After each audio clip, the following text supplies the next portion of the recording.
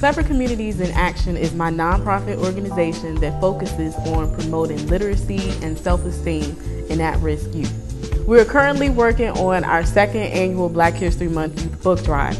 Last year we raised over $1,300 in February, and we were able to purchase 108 books for 2 local elementary schools.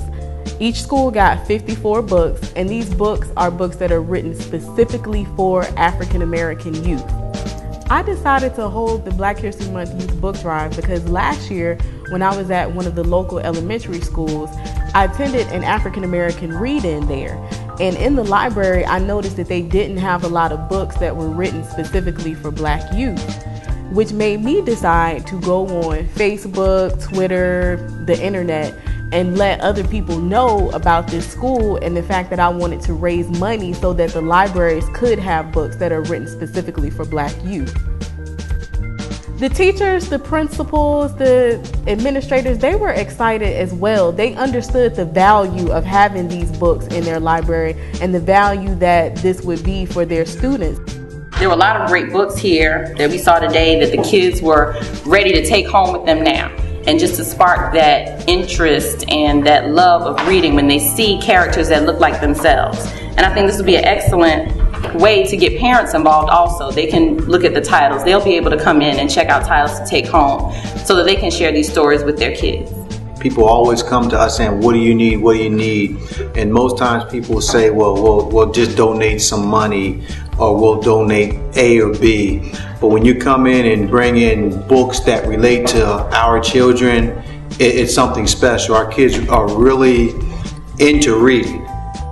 We appreciate the books. They'll be well used, and we appreciate the time that you took remembering our boys and girls for the important topic of Black history. The event was a tremendous success. The children were excited. They were like overjoyed about the books. We spread them out on the table, and they just couldn't get enough of it. Okay. I have the Real Lucky Charm because it looks like an interesting book, and it's like a boy that has a lucky charm on that has good luck. Princess Brianna because I always wanted to be a princess. My name is Javon Copeland. I like Martin Luther King books. My name is Andrea Britton, and I love to read about Sugar Plum ballerinas because one day I want to be a ballerina.